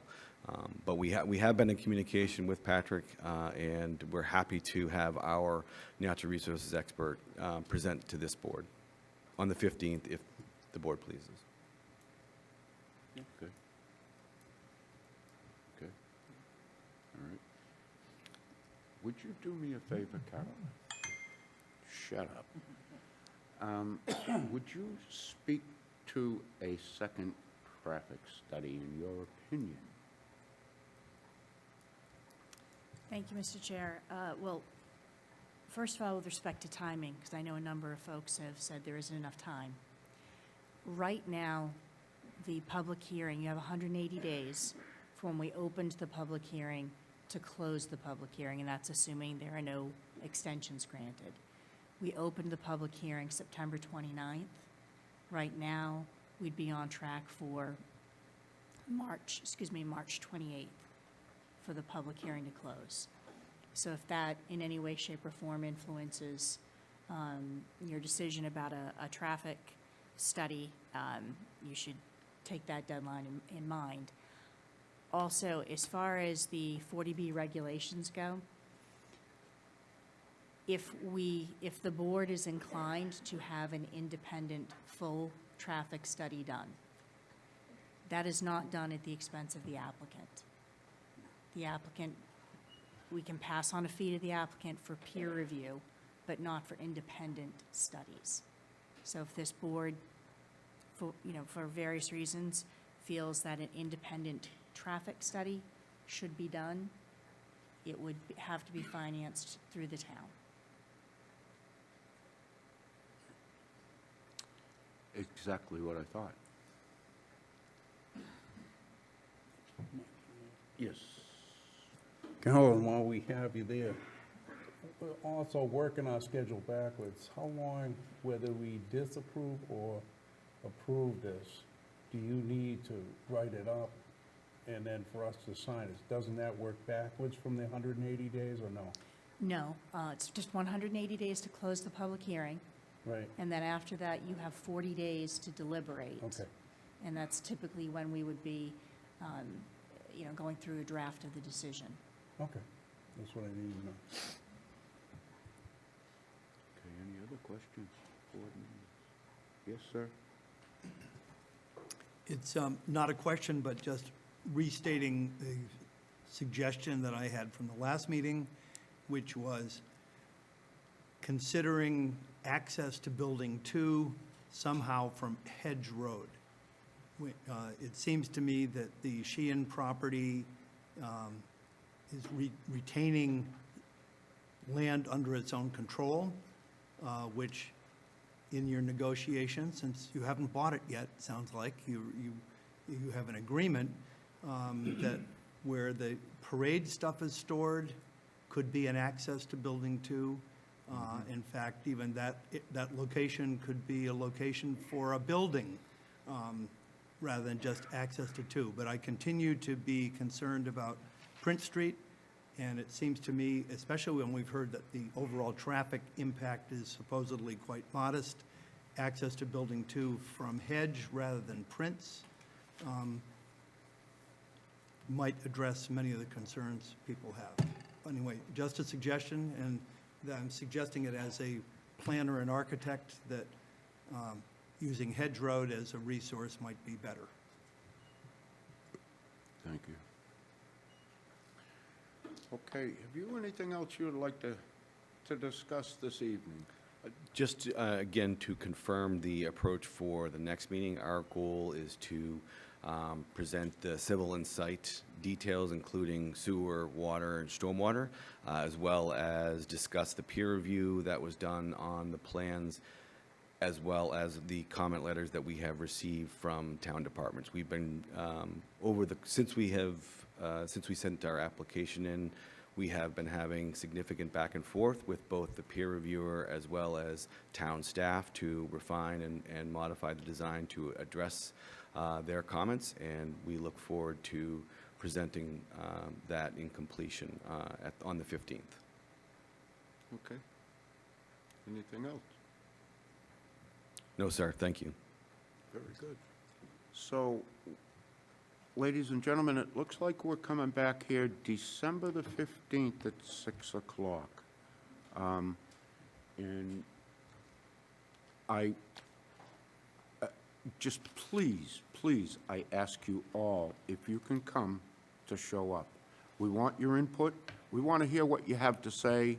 We want you to understand what they're trying to tell us so that we can all kind of have, listen, 7 sets of eyes is one thing, but 70 sets of eyes is even better. And we want all of you to see what's going on. So until December 15th, I ask for a motion.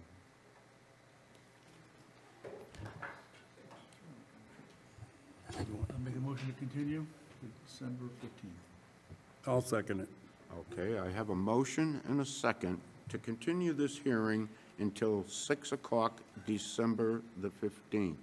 All those in favor? Aye. Aye. It is unanimous. Look Thank you very forward to much. seeing you in a few You as well. days. Yes. Thank you very much. Ladies and gentlemen, thank you very much for coming. We're going to take a 5-minute recess so the room can clear.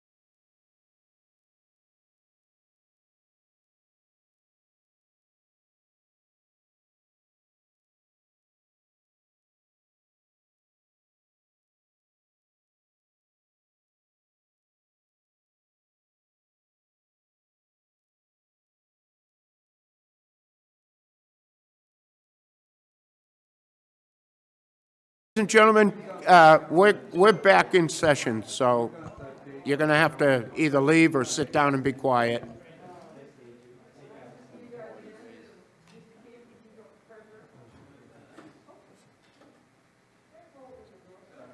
Denise, we're doing the minutes? Minutes, they're like storybooks. They're good. They're all good. All those in favor? Aye. Motion to adjourn? We're adjourned. Good night.